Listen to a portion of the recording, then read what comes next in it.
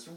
Comme je dis, c'est que du sport, ça ne veut pas dire que ça va marcher, mais en tout cas, je suis hyper motivé et puis on fera le bilan dans 3 semaines. Comment c'est cette année le 100e tour? Quel est votre héros? Est-ce que vous avez un héros, le champion des champions de la grande boucle selon vous?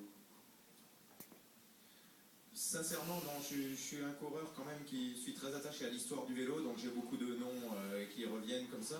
Maintenant, quand on lit les bouquins d'histoire, les revues de vélo, mais j'aurais du mal à dégager vraiment un nom qui m'a fait rêver ou quoi. Je me suis plutôt toujours un petit peu occupé de moi-même sans avoir vraiment un modèle, à vrai dire. Alors cette année, selon vous, qui il faudra surveiller dans le peloton?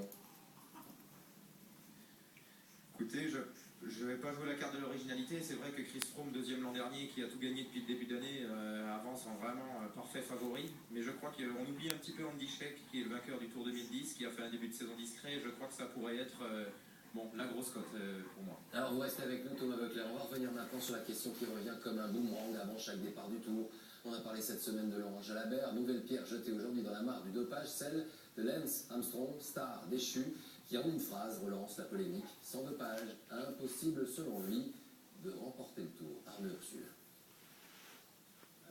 Alors que les coureurs viennent tout juste de poser un pied en Corse, Lance Armstrong a décidé de mettre les pieds dans le plat.